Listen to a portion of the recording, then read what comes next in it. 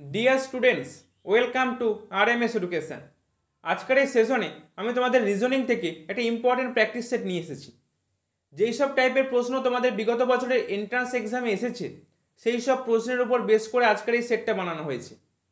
আমি তোমাদের এটুকু আশ্বস্ত করছি, রিজনিং থেকে সাজেশন সিরিজের যেই সব ক্লাসগুলো আসতে চলেছে সেই ক্লাসগুলো প্রত্যেকে মন দিয়ে করো, কেননা এই ক্লাসগুলো তোমাকে খুব সহজেই 5-এর মধ্যে 5 পাইয়ে দিতে সাহায্য করবে।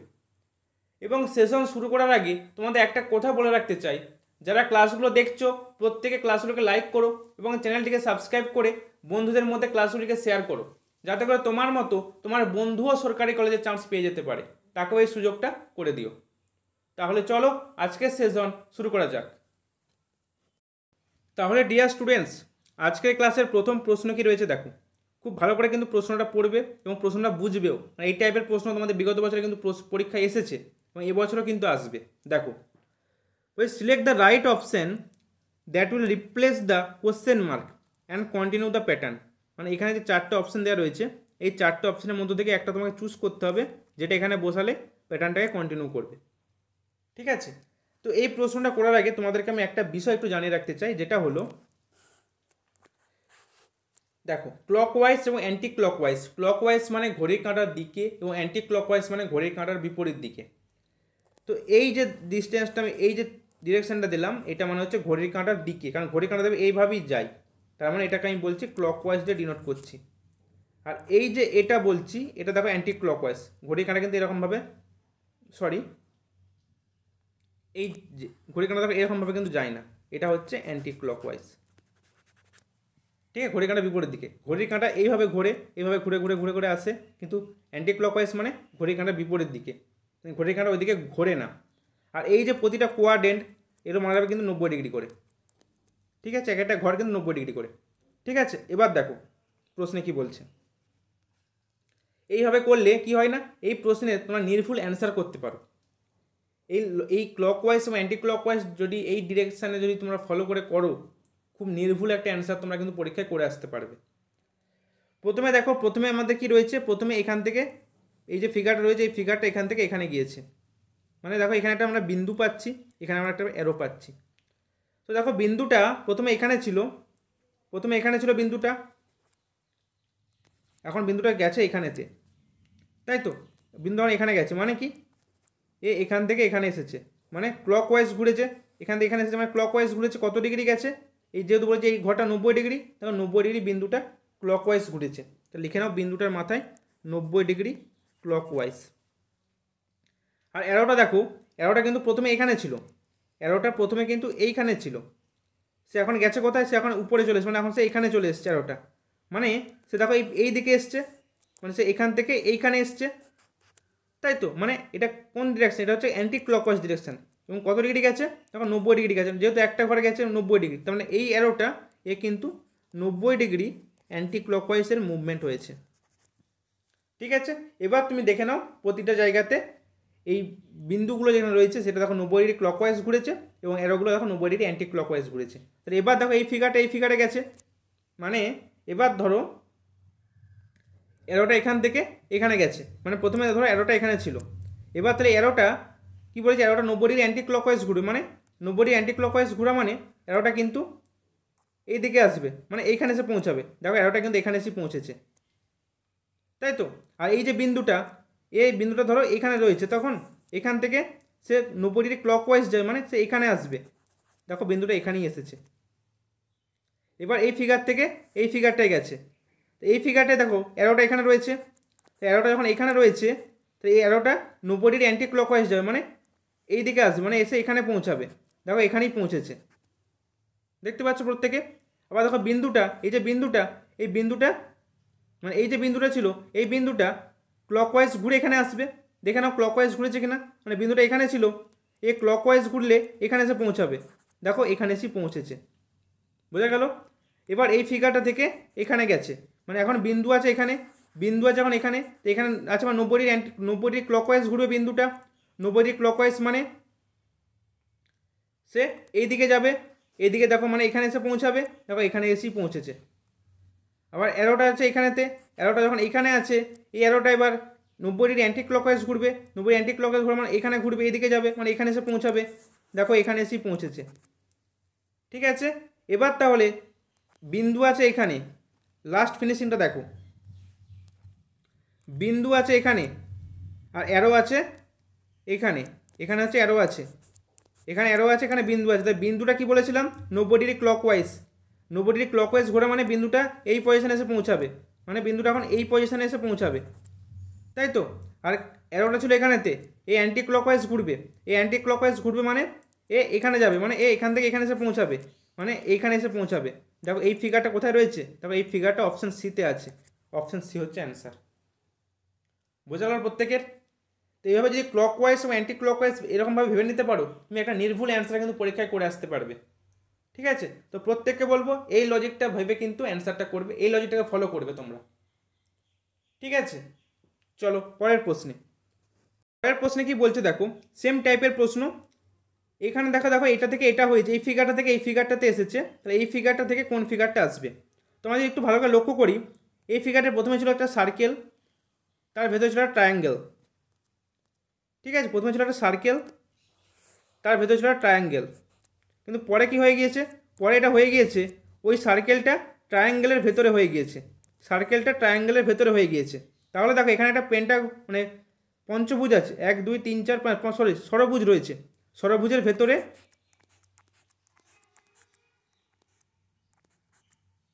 এক সেকেন্ড, এই ষড়ভুজের ভেতরে একটা বর্গক্ষেত্র আছে। তাহলে কি হবে, প্রত্যেকে নিজেরা চেষ্টা করে বলার কি হবে। এখানে প্রথমে সার্কেল ছিল, তার ভেতরে ত্রিভুজ ছিল, পরের ক্ষেত্রে ফিগারটা হয়ে গেল, সার্কেলটা বড় হয়ে গেল, ত্রিভুজটা ভেতরে ঢুকে গেল, তাহলে এখানে বর্গক্ষেত্রটা বড় হয়ে যাবে, তার ভেতরে এই ষড়ভুজটা হবে, তাই তো। দেখো এরকম ফিগার কোনটা রয়েছে, দেখো এরকম ফিগার অপশান এ রয়েছে, তাহলে অপশান এ কিন্তু এই প্রশ্নে সঠিক উত্তর, ঠিক আছে। খুব ইজি একটা বিষয়, কিন্তু একটু ভালো করে আমাদের অবজার্ভ করতে হবে, তাহলে কিন্তু এই প্রশ্নের অ্যান্সার আমরা করে আসতে পারবো। এবং খুব সহজে কিন্তু এখান থেকে পরীক্ষায় একটা থেকে দুটো প্রশ্ন আসতেই পারে, মিনিমাম একটা প্রশ্ন আসবেই, এবং আমাদের 1 নাম্বার কিন্তু পেতেই হবে এই টাইপের প্রশ্ন থেকে, ঠিক আছে।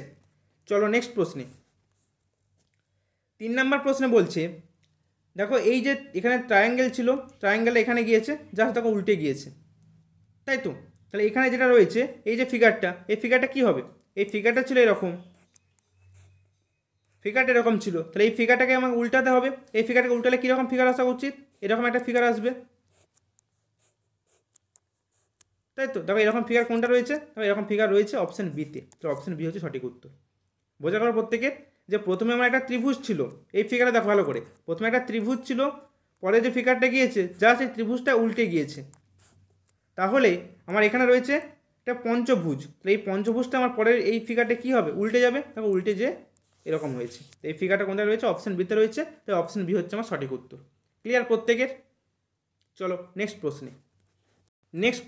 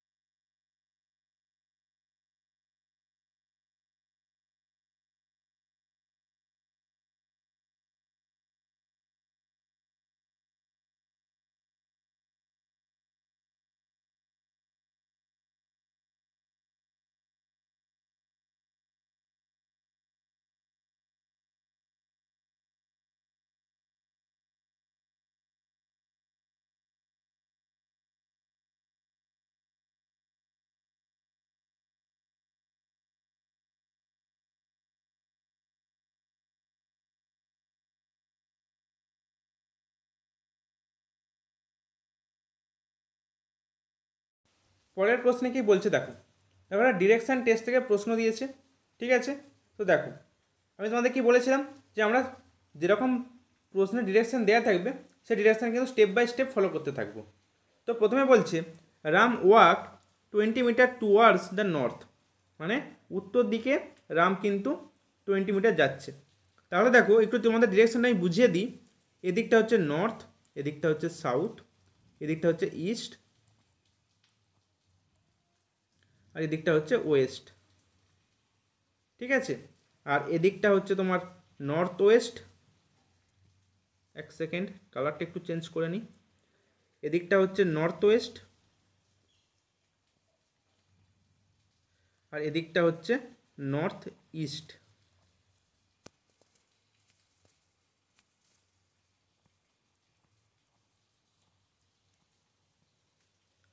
আর এদিকটা হচ্ছে সাউথ ইস্ট, আর এদিকটা হচ্ছে সাউথ ওয়েস্ট, ঠিক আছে। এই হচ্ছে আমাদের ডিরেকশান। এবার দেখো প্রথমে আমি প্রশ্ন ওয়াইজ যাব। প্রথমে বলছে Ram 20 metre towards the north, ঠিক আছে। প্রথমে সে 20 মিটার উত্তরে যাচ্ছে, তো ধরো রাম এখানে রয়েছে। রামের পজিশন ধরো, প্রথম পজিশন অরিজিনাল পজিশন হচ্ছে রামের এটা, সে প্রথমে 20 মিটার এদিকে গেল। দেন বলছে দেন হি টার্ন রাইট, মানে ডান দিকে বাঁকছে, মানে এদিকে বাঁকছে রাইট, এবং সে কতটা যাচ্ছে, সে 30 মিটার যাচ্ছে। এদিকে সে গেল কতটা, 30 মিটার, এদিকে গেছিলো সে 20, তাই তো 30 মিটার গেল। দেন হি টার্নস রাইট, এরপর সে আবার ডান দিকে বাঁকছে। তো এবার ডান দিকে বাঁকলে এদিকে বাঁকবে, এবং কতটা যাচ্ছে, সে 35 মিটার যাচ্ছে, সে 35 মিটার যাচ্ছে। ধরো সে এখন এই পজিশানে এসে পৌঁছেছে, এই ডিস্টেন্সটা হচ্ছে 35 মিটার, ঠিক আছে। বলছে দেন হি টার্নস লেফট, এরপর সে বাঁ দিকে বাঁকছে অ্যান্ড ওয়াস 15 মিটার। তাহলে এরপর সে বাঁ দিকে বাঁকছে, মানে কোন দিকে বাঁকবে, এদিকে বাঁকবে, এবং সে কতটা গিয়েছে, সে বলছে 15 মিটার গিয়েছে, ঠিক আছে। Finally it turns left and walks 15 metre. Finally বলছে সে কিন্তু আবার বাঁ দিকে বাঁকছে, মানে সে আবার এই পজিশনে এসেছে ফাইনালি, ঠিক আছে। তাহলে বলছে এবং সে এই ডিস্টেন্সটাও কিন্তু 15 মিটার, এই ডিস্টেন্সটাও কিন্তু 15 মিটার। তাহলে বলছে ইন হুইচ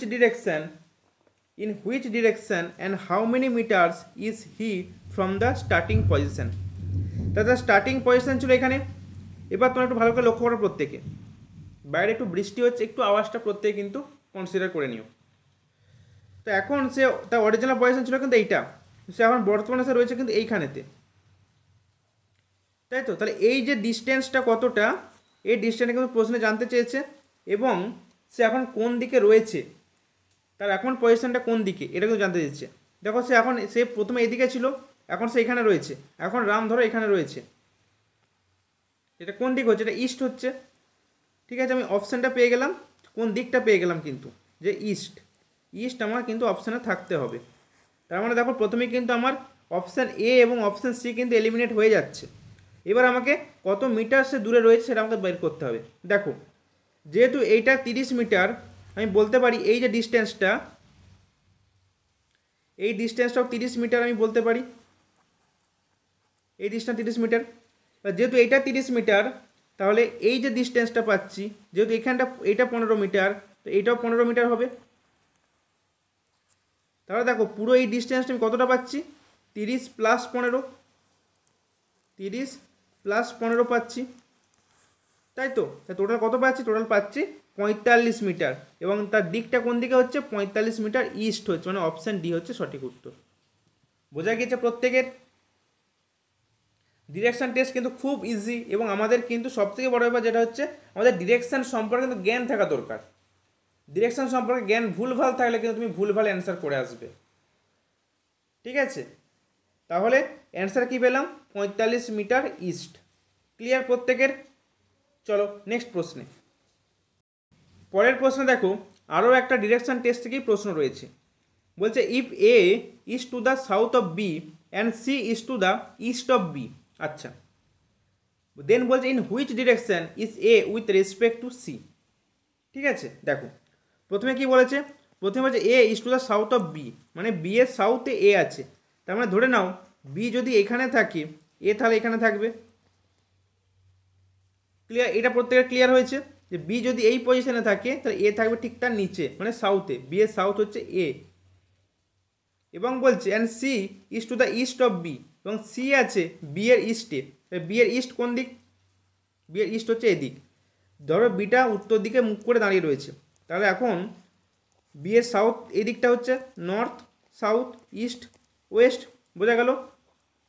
তাহলে বি এর ইস্ট কোন দিকে হবে? এই দিকে হবে। এবং ই সি ধরো এখানে রয়েছে, সি এখানে রয়েছে। এখন বলছে এবার যে in which direction A is A with respect to C, মানে সি এর সাপেক্ষে এর কোন দিকে রয়েছে। তাহলে এবার তোমরা কি করবে? এবার তোমরা এখানেতে একটা এরকম দাগটা কেটে নাও। তাহলে দেখো এ কোন দিকে আছে? এ তো এই পজিশনে আছে, মানে এ এই দিক বরাবর হচ্ছে। এক সেকেন্ড, এ এই বরাবর আছে, তার মানে এটা কোন দিক? এটা সাউথ, এটা হচ্ছে ওয়েস্ট, মানে সাউথ ওয়েস্ট। এ সি এর সাউথ ওয়েস্টে রয়েছে। দেখো সি তো এই দিকে রয়েছে, যদি এই দিকে থাকতো, যদি এ নিচে থাকতো, যদি এ এখানে থাকতো তাহলে বলতাম সাউথে রয়েছে। কিন্তু যদি এ এদিকে থাকতো বলতাম ওয়েস্টে রয়েছে। কিন্তু এ আছে কিন্তু এইখানে, সাউথ আর ওয়েস্টের মাঝখানে, তার মানে সাউথ ওয়েস্ট পজিশনে এ আছে, মানে অপশান ডি হচ্ছে সঠিক উত্তর। বোঝা গেল প্রত্যেকের? আশা করি প্রত্যেকে বুঝতে পেরেছ। চলো পরের প্রশ্নে। পরের প্রশ্নে দেখো একটা অ্যানালজিক্যাল প্রবলেম দিয়েছে। কীরকম? যে বলছে 25:37, তাহলে ডবল ইস টু মানে সমানুপাতে দিয়েছে 49 অনুপাত কত? যে চারটে অপশান দেওয়া রয়েছে, ঠিক আছে। তো দেখো তার মানে 25-এর সাথে 37-এর যে রিলেশন রয়েছে, এখানে 49-এর সঙ্গে এখানে যে সংখ্যাটা বসবে তার সাথে সেম রিলেশন হতে হবে। তাই একটু যদি ভালো করে লক্ষ্য করি আমরা, এই 25 যে 37 রয়েছে, যদি এর দিকে একটু আমরা ভালো করে লক্ষ্য করি, আমরা দেখতে পাবো যে 25 হচ্ছে 5 স্কোয়ার, আর 37 দেখো 6 স্কোয়ার প্লাস 1। মানে আচ্ছা এরকমটা তো নিশ্চয়ই হতেও পারে যে 25 যদি 5 স্কোয়ার হয় তা তার পরের সংখ্যাটা স্কোয়ার প্লাস 1 করা হয়েছে। তাহলে দেখে নাও 49 কি? 49 হচ্ছে 7 স্কোয়ার। তাহলে 7-এর পরের সংখ্যাটা এখানে 8, 8 স্কোয়ার প্লাস 1 করে যদি আমি পাই, দেখবো আমি অপশানে রয়েছে কিনা। 8 স্কোয়ার দেখো 64 প্লাস 1 মানে 65। দেখো 65 কিন্তু অপশানে আছে, তাহলে আমি অপশান ডিকে কিন্তু সঠিক উত্তর বলতে পারি। যদি 65 অপশান না থাকে তাহলে আমাকে অন্য লজিক ভাবতে হতো, কিন্তু যেহেতু 65 অপশানে রয়েছে তার মানে এখানে এই লজিকের উপর বেস করেই কিন্তু প্রশ্নটা দেওয়া হয়েছে। ক্লিয়ার তো প্রত্যেকের? কিচ্ছু নয়, জাস্ট হয়েছে এখানে একটা সংখ্যা স্কোয়ার, তার পরের সংখ্যাটা স্কোয়ার প্লাস 1 এখানে রয়েছে, তাহলে এখানে যে সংখ্যাটা স্কোয়ার হবে তার পরের সংখ্যাটা স্কোয়ার প্লাস 1 করে আমরা অ্যান্সারটা পেয়ে গিয়েছি। ক্লিয়ার প্রত্যেকের? তাহলে চলো নেক্সট প্রশ্ন কি রয়েছে দেখে নিই। নেক্সট প্রশ্ন দেখো আরও একটা কিন্তু অ্যানালজিক্যাল প্রবলেমে রয়েছে। ওই 6:252, তাহলে ডবল ইস টু 5 কত? মানে 6-এর সাথে 252 যে রিলেশান, এখানে 5-এর সাথে যেটা বসবে তার সাথে কিন্তু সেম রিলেশান হতে হবে। প্রশ্নটার মানে প্রত্যেকের বোঝা গিয়েছে নিশ্চয়ই কি বলতে চাইলাম। এবার দেখো আমরা যদি এরকম করি, 6:252 আছে তো, প্রত্যেকটা ভালো করে লক্ষ্য করো যে 6-এর কিউ করলেও আসছে না, 6-এর স্কোয়ার করলেও আসছে না। আমরা পরীক্ষার চিন্তা ভাবনাটা কীরকম নিয়ে আসবো আমি তোমাদের এখন বলে দিচ্ছি, তোমাদের খুব ভালো লাগছে, তোমাদের প্রত্যেকে দেখছো না খুব সিম্পল একটা লজিক, কিন্তু পরীক্ষায় ওই ভাবনাটা তোমার মাথায় না আসতেও পারে। তাহলে কি করবে? আমরা প্রথমে দেখব কি যে 6-এর সাথে 252 কীভাবে আসতে পারে। আমরা প্রথমে টার্গেট আমার এটা হবে, দেখি 6-এর সাথে 252, 6 থেকে অনেকটাই বড় রয়েছে 252, তাহলে কিউ কিংবা স্কোয়ার দিয়ে আসতে পারে। কিন্তু দেখছি 6-এর কিউ করলেও হচ্ছে না, 6-এর স্কোয়ার করলেও হচ্ছে না, তাহলে কি আসতে পারে?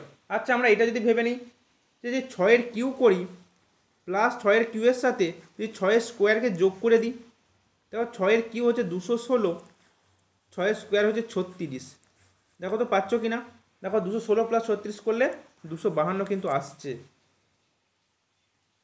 তাহলে আমরা এখানে কি করব বলো?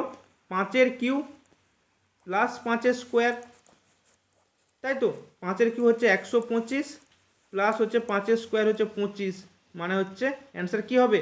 150। দেখো 150 কিন্তু অপশানে রয়েছে, অপশান সি কিন্তু সঠিক উত্তর। বোঝা গেল লজিকটা? সবসময় যে কিউ আর স্কোয়ারে চলে আসবে এরকমও নয়, অনেক সময় দেবে 5 কিউব প্লাস 5^1, মানে জাস্ট 5 যোগ হয়েছে, স্কোয়ার করতে হচ্ছে না, বা স্কোয়ার প্লাস 5, কোনো একটা সংখ্যার স্কোয়ার প্লাস সেই সংখ্যাটার যোগফল, এরকম করে কিন্তু লজিক চলে আসে। তো এই প্রশ্নগুলোর মানে মাথায় তাড়াতাড়ি আসার একটাই উপায় যে তোমাকে প্র্যাকটিস করতে হবে, আর কিচ্ছু নয়। যে নানা রকমের লজিক রয়েছে সেই লজিকগুলোকে নিয়ে তোমাকে একটু ঘাঁটাঘাঁটি করতে হবে, আর কিচ্ছু নয়। তাহলেই কিন্তু পরীক্ষায় খুব তাড়াতাড়ি তোমার মাথায় চলে আসবে। এবং আমি তোমাদের এটুকু আশ্বস্ত করছি, লজিক তোমরা যদি একটু প্র্যাকটিস করে থাকো, তোমাদের চিন্তাভাবনার মধ্যেই কিন্তু প্রশ্নে দেবে। খুব একটা বেশি ডেপথে চিন্তাভাবনা তোমাদের করতে হবে না। সেই টাইপের প্রশ্ন কিন্তু, অতটা লেভেলের প্রশ্ন কিন্তু তোমাদের রিজনিং থেকে কিন্তু এন্ট্রান্স এক্সামে থাকে না। যেগুলো অন্য পরীক্ষায় থাকে সেই লেভেলের প্রশ্ন তোমাদের এখানে থাকে না। সেই জন্যই প্রত্যেকেই কিন্তু খুব সহজেই 5-এ 5 তুলে নিতে পারে, এবং তোমাদেরকেও তুলে নিতে হবে 5-এ 5। কারণ এই জায়গাটায় একটা নাম্বারও ছাড়া চলবে না। কারণ এমন সিচুয়েশান হবে, আগের বছর একটা স্টুডেন্ট আমার, সে 1 নাম্বারের জন্য চান্স পায়নি। তার যদি একটা নাম্বার বেশি পেয়ে থাকতো তাহলে সে সরকারি কলেজে চান্স পেয়ে যেত। 1 নাম্বারের জন্য সে এবছর আবার প্রিপারেশন নিচ্ছে। তাহলে বুঝতে পারছো একটা নাম্বার কতটা ভাইটাল। তাই তোমাদেরকেও বলছি, রিজনিংয়ের এই জায়গা, যেই জায়গাগুলো স্কোরিং জায়গা, সেই জায়গাগুলো কিন্তু তোমাকে কিন্তু ফুল মার্কস করে আসতেই হবে। ঠিক আছে, এবার দেখো পরের প্রশ্নে কি বলছে। দেখো পরের প্রশ্ন সেম টাইপের প্রশ্ন, কিন্তু এটা আমি তোমাদের কিন্তু হোমওয়ার্ক দিয়ে দিচ্ছি। এই প্রশ্ন তোমাদের আমি কিন্তু হোমওয়ার্ক দিয়ে দিচ্ছি, 9 নাম্বার প্রশ্নটা। তোমরা প্রত্যেকে কিন্তু কমেন্ট করে জানিও, প্রত্যেককে বলবো কমেন্ট করে জানাতে কিন্তু। ঠিক আছে, বাড়িতে চেষ্টা করে জাস্ট অ্যান্সারটা ABCD এর মধ্যে, কিংবা অ্যান্সার কত সেটাও কিন্তু দাগ নাম্বারটা দেবে কিন্তু, না হলে কিন্তু আমি বুঝতে পারবো না। দাগ নাম্বার দেবে, যে 9-এর দাগ অ্যান্সার ABCD যা হবে সেটা তোমরা কিন্তু লিখে দেবে। ঠিক আছে, এরকমভাবে কিন্তু প্রত্যেকে অ্যান্সারটা দেবে। চলো পরের প্রশ্নে, 10 নাম্বার প্রশ্নে কি বলছে দেখো। 10 নাম্বার প্রশ্নের পর তোমাদের ব্লাড রিলেশন থেকে প্রশ্ন রয়েছে, একটু ওয়েট করে যাও, 10 নাম্বার প্রশ্ন তোমাদের করিয়ে দিই। দেখো এখানে লজিকটা কিন্তু একটু আলাদা 10 নাম্বার প্রশ্নে, তাহলে তোমরা বুঝতে পারবে কীরকম। দেখো বলছে 38:55 37 কত। তাহলে দেখো এখানে 38 থেকে 55 কীভাবে আসছে আমাদের প্রথম মাথায় আসতে হবে, যে 38:55 কীরকম ভাববে পরীক্ষায়। দেখো একবার 38 থেকে 55 মানে ডিফারেন্সটা খুব কম। দেখো 38 সাথে 2 40, এদিকে 50 মানে 15 তো 17, 17 বেশি 38 থেকে 55। তাহলে দেখো 37 থেকে 17 বেশি দিয়ে কোনো অ্যান্সার আছে কি? 37 47, 7 54, 54 তো অপশান নেই। তাহলে এই ভাবনাটা যেটা ভাবলাম আমরা, সেটা কিন্তু আমাদের কাজে লাগলো না। তাহলে দেখো একটু যদি আমরা অন্যরকমভাবে ভাবি, কীরকম দেখো, আমরা যদি ঠিক এরকম ভাবি যে এই 8 - 3 যদি করি আমরা, 8 - 3 গুণিত 8 + 3, লজিকগুলো কীরকম হয় দেখো। দুটো ডিজিটকে একবার বিয়োগ করছি, একবার যোগ করছি, দিয়ে গুণ করছি, তাহলে কত পাচ্ছি? 8 - 3 5, আর 8 + 3 দেখো 11। তাহলে দেখো 11 × 5 = 55। এবার সেম লজিকটা আমি এখানে কিন্তু অ্যাপ্লাই করতে হবে, এটা কিন্তু মাথায় রাখবে। তুমি এখানে যে লজিকটা অ্যাপ্লাই করবে, এই 38 থেকে 55 তুমি এই যে লজিকটা অ্যাপ্লাই করলে, এই সেম লজিক কিন্তু এখানে অ্যাপ্লাই করতে হবে, এটা কিন্তু মাথায় রাখবে। এখানে অন্য লজিক অ্যাপ্লাই করে অন্য একটা অ্যান্সার করে দিলাম, অপশান তার মধ্যে রয়েছে, কিন্তু ভুল হয়ে যাবে। তুমি এখানে যে লজিকটা অ্যাপ্লাই করবে সেই লজিকটা এখানে খাটতে হবে। যদি না খাটে, যদি অপশান না মিলে, তাহলে তুমি জানবে তোমার লজিক কিন্তু ভুল হয়েছে, অন্যভাবে ভাবতে হবে। এটা কিন্তু প্রত্যেকে মাথায় রাখবে। তাহলে দেখো এবার এখানে কি হবে, 7 - 3 গুণিত 7 + 3। 7 - 3 মানে কত? 7 - 3 4, আর 7 + 3 হচ্ছে 10, মানে 10 × 4 = 40। তাই তো, দেখো 40 কিন্তু অ্যান্সার আছে, অপশান বি কিন্তু সঠিক উত্তর। লজিকটা বোঝা গেল প্রত্যেকের, যে যে সংখ্যাগুলো রয়েছে সেই সংখ্যাগুলোকে একবার বিয়োগ করছি, একবার যোগ করছি, দিয়ে তাদের গুণফল করছি। ঠিক আছে, বোঝা গেল প্রত্যেকের। এর আরেকটা লজিক তোমাদেরকে আমি দেখাই, দেখো খুব সুন্দর একটা লজিক। এই 38:55 আছে তো, আমরা যদি এরকম করি, 8 স্কোয়ার মাইনাস 3 স্কোয়ার একই হচ্ছে। দেখো 8 + 3 মাইনাস ইন্টু 8 - 3 মানে কি? a + b into a - b, a square minus b square, একই জিনিস।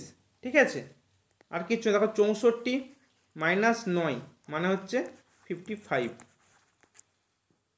বোঝা গেল? তাহলে এখানে কি হবে? 7 স্কোয়ার মাইনাস 3 স্কোয়ার মানে 49, -9 মানে হচ্ছে 40। ওই লজিকটারই একটু জাস্ট মডিফিকেশান, আর কিচ্ছু নয়। কারণ দেখো ওখানে আমি কী করেছিলাম, 7 + 3 গুণিত 7 - 3 মানে কি a + b গুণিত a - b মানে a² - b²। দেখো এখানে ডিরেক্টলি a² - b²টাই করেছি, আর কিচ্ছু না। ঠিক আছে, বোঝা গেল তাহলে প্রত্যেকের? তাহলে চলো নেক্সট প্রশ্ন কী রয়েছে দেখে নিই। নেক্সট প্রশ্ন ব্লাড রিলেশন রয়েছে, খুব সুন্দর একটা প্রশ্ন রাখা হয়েছে। দেখো বলছে এ ইজ সি এর সন। ঠিক আছে, আমি স্টেপ বাই স্টেপ করব। তাহলে বলছে সি এর সন হচ্ছে এ, যেগুলো মেল তাদেরকে আমি প্লাস দিয়ে ডিনোট করব।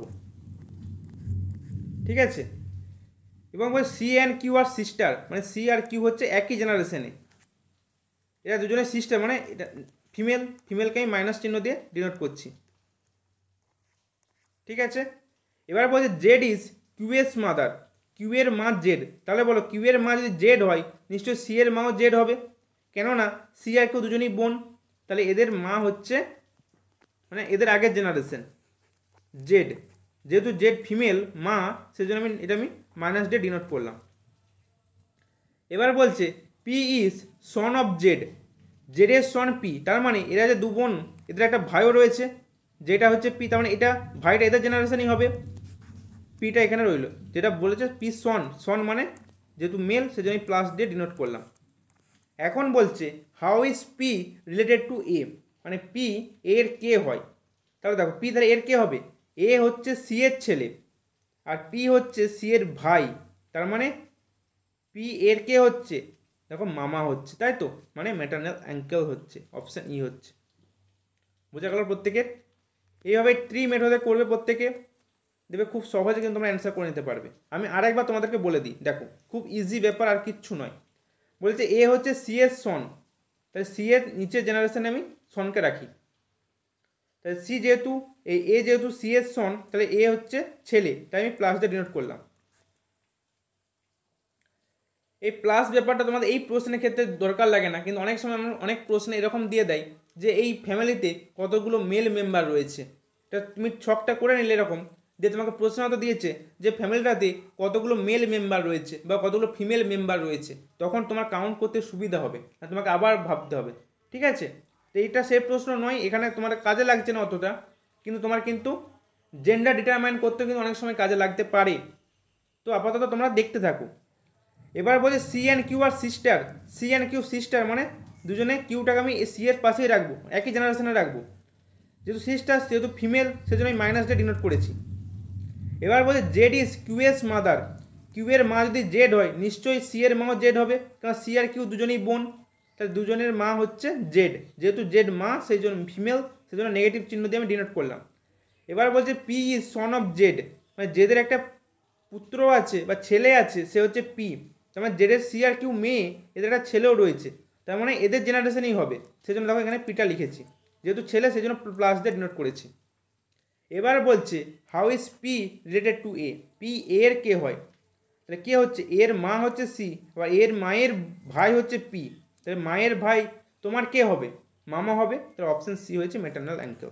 বোঝা গেল প্রত্যেকের? আশা করি প্রত্যেকের বোঝা গিয়েছে। চলো নেক্সট প্রশ্নে। পরের প্রশ্নে বলছে আরও একটা ব্লাড রিলেশন থেকে প্রশ্ন রয়েছে, X and Y are brothers. আচ্ছা, এক্স এবং ওয়াই হচ্ছে ব্রাদার্স, মানে ভাই, প্লাস দিয়ে ডিনোট করলাম। ঠিক আছে, দুজনে কিন্তু সেম জেনারেশনে থাকবে যেহেতু দুজনই ভাই। R is the father of Y, তাহলে আর যদি ওয়াইয়ের বাবা হয় নিশ্চয়ই এক্সেরও বাবা হবে, তাহলে এখানে আমি রাখলাম আর কে, আগের জেনারেশনে, যেহেতু ফাদার সেজন্য প্লাস দিয়ে ডিনোট করলাম। এবার বলছে S is the brother of T, ঠিক আছে, and maternal uncle of X, এক্সের ম্যাটারনাল আঙ্কেল হচ্ছে এস, তার মানে এখানে যে আর রয়েছে আরের একজন স্ত্রী তো থাকবেই, তবে এদের ছেলে মেয়েগুলো হয়েছে, তো আর একটা স্ত্রী রয়েছে এখানেতে। এক্সের ম্যাটারনাল আঙ্কেল হচ্ছে S, S is the brother of T and maternal uncle of x, মানে এস হচ্ছে এক্সের ম্যাটারনাল আঙ্কেল, মানে এই যে আর এর স্ত্রী তার একটা ভাই রয়েছে যে হচ্ছে এস, তাই তো, এটা মনে রাখবে, এস কিন্তু আর এর ভাই নয়, এস হচ্ছে আর এর স্ত্রীর ভাই, ঠিক আছে। তাহলে এবার কি বলছে, এবং ব্রাদার অফ টি মানে কি, এস ইজ ব্রাদার অফ টি মানে আর এর ওয়াইফও কিন্তু টি। তাহলে এবার বলছে হু ইজ টি টু আর, টি আর এর কে হয়। রিলেশনটা খুব প্রত্যেকে ভালো করে বুঝবে। প্রথমে বলে দিচ্ছে X and Y are brothers, দুজনে ভাই। R is the father of Y, তাহলে আর হচ্ছে ওয়াইয়ের বাবা, তো আর যদি ওয়াইয়ের বাবা হয় এক্সেরও বাবা হবে, ঠিক আছে, ক্লিয়ার, এত যদি প্রত্যেকের ক্লিয়ার। এবার বলছে S is the brother of T, T এখানে কোথাও নেই, ঠিক আছে ছেড়ে দাও। কিন্তু এখানে বলেছে and maternal uncle of X, এক্সের মেটার্নাল আঙ্কেল মানে এক্সের মায়ের ভাই হতে হবে, তাহলে এক্সের বাবা হচ্ছে আর, তাহলে নিশ্চয়ই এক্সের মা এখানে একটা থাকবে। তাহলে মাটা কে আমি জানি না, কিন্তু এক্সের মামা হচ্ছে এস। আবার বলেছে এস হচ্ছে টি এর ভাই, তার মানে টি এর ভাই হতে গেলে এক্সের মাকে টি হতে হবে, তাই তো। তাহলে এক্সের মা টি হয়েছে। এখন বলছে হু ইজ টি টু আর, টি আর এর কে হয়, তা টি আর এর কে হচ্ছে, টি হচ্ছে আর এর ওয়াইফ হচ্ছে, মানে অপশান বি হচ্ছে সঠিক উত্তর। বোঝা গেল প্রত্যেকের? চলো নেক্সট প্রশ্নে। নেক্সট প্রশ্ন দেখো, একটু অন্য টাইপের প্রশ্ন, ঠিক আছে, পরীক্ষায় আসার মতো একটা প্রশ্ন। কি বলছে দেখো, বলছে there are deer and peacock in a zoo, একটা জু রয়েছে যেখানে ডিয়ার আছে এবং পিকক আছে। By counting the heads they are 80, the number of their legs is 200, how many peacocks are there. তাহলে কি বলছে, একটা জু আছে যেখানে পিকক দেখো দুপায়া প্রাণী এবং ডিয়ার হচ্ছে চার পায়া প্রাণী, তাই দুপায়া প্রাণী আছে, চার পায়া প্রাণী আছে। আমি মাথাগুলো তাদের কাউন্ট করে 80টা পাচ্ছি এবং তাদের পাগুলো কাউন্ট করে 200টা পাচ্ছি। তাহলে আমাকে প্রশ্ন জানতে চেয়েছে সেখানে কতগুলো পিকক আছে। তো এখানে একটা সূত্র আছে, সূত্রটা একটু প্রত্যেকে মনে রাখবে। কি সূত্রটা, যে চার পায়া প্রাণীর সংখ্যা, এটা কিন্তু মনে রাখবে প্রত্যেকেই, এখানে চার পায়া প্রাণীর সংখ্যা বেরোবে, দু পায়া কিন্তু নয়। এই জায়গাটা কিন্তু প্রত্যেকে মনে রাখবে।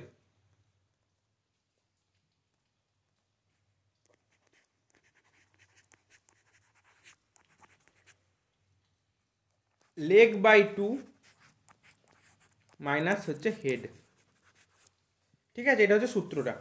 তাহলে লেগ কটা বলা আছে, লেগ বলা আছে 200টা, 200/2, হেড কটা আছে 80টা, তাহলে 100 মাইনাস 80 মানে কত, 20টা। এটা গেল চার পায়া প্রাণীর সংখ্যা, মানে এটা গেল ডিয়ারের সংখ্যা। কিন্তু আমার প্রশ্নে কি চেয়েছে, প্রশ্নে চেয়েছে পিককের সংখ্যা, তাই পিককটা হিসাব করে নাও। পিকক কতগুলো হবে, 80টা টোটাল মাথা, টোটাল মাথা হচ্ছে 80টা, তার মধ্যে 20টা পেয়ে গেছি ডিয়ার, তো পিকক কটা হবে 80 মাইনাস 20 মানে 60। বোঝা গেল প্রত্যেকের? আমি আরেকবার বলে দিই, দেখো ক্লিয়ার হয়ে যাবে। যে আমাদের সূত্রটা হচ্ছে চার পায়া প্রাণীর সংখ্যা, মানে আমাকে চার পায়া প্রাণী কতগুলো রয়েছে সেটা বেরোবে।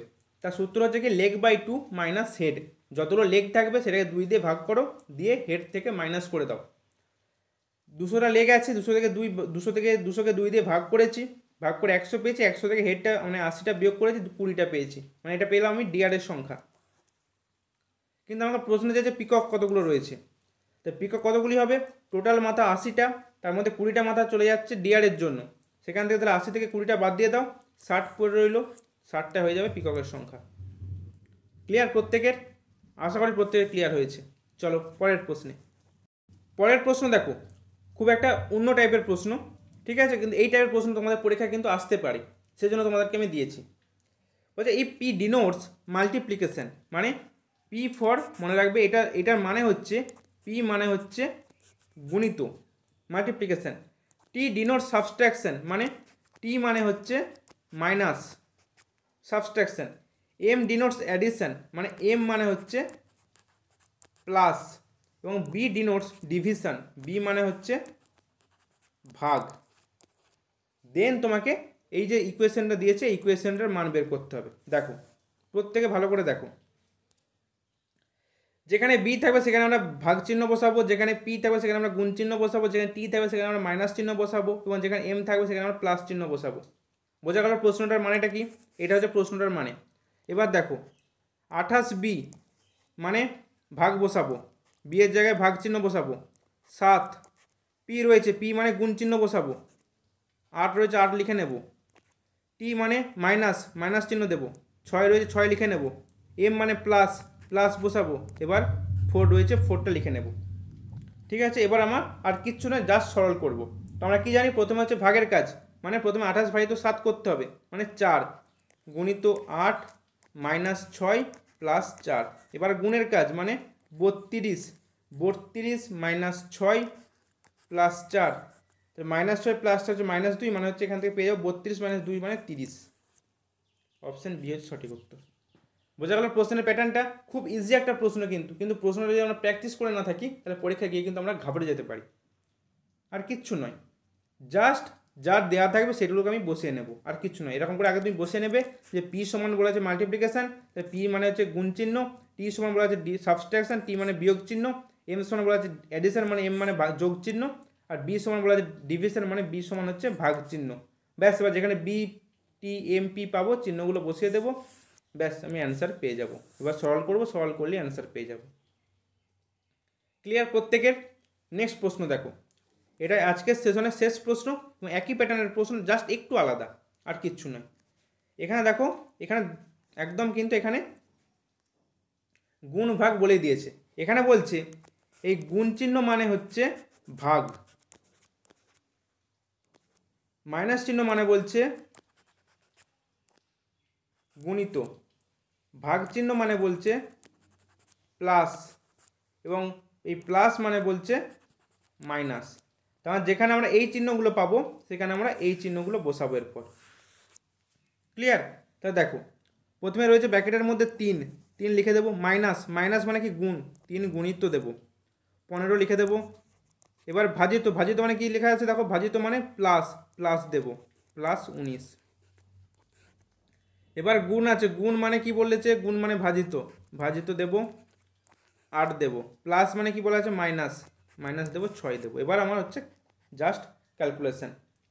15 দিনে প্রথমে গুণের কাজ, 15 দিন 45 প্লাস হচ্ছে 19 ভাজিত 8 মাইনাস 6, তাহলে 45 প্লাস 19 কত, 64 ভাজিত হচ্ছে 8 মাইনাস 6, 64কে 8 দিয়ে ভাগ করলে কত হবে 8 মাইনাস 6 মানে হচ্ছে 2, মানে অপশান এ হচ্ছে সঠিক উত্তর।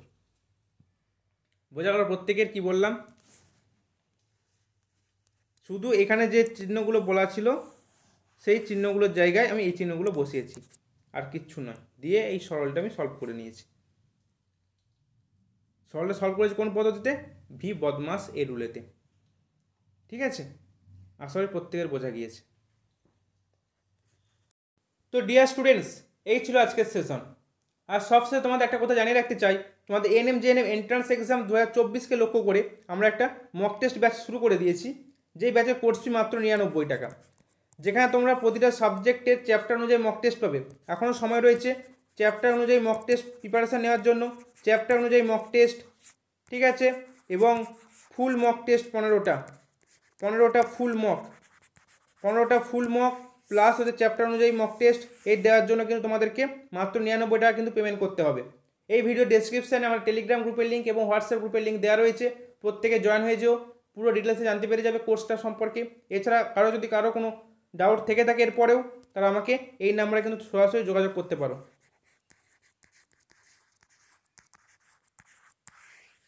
ঠিক আছে, তাহলে ডিয়ার স্টুডেন্টস, আজকের এই সেশন যদি তোমাদের জন্য হেল্পফুল বলে মনে হয়ে থাকে, চ্যানেলটিকে লাইক, শেয়ার এবং সাবস্ক্রাইব করতে ভুলো না। প্রত্যেকেই ভালো থেকো, সুস্থ থেকো, ভালো করে পড়াশোনা করো। বাই।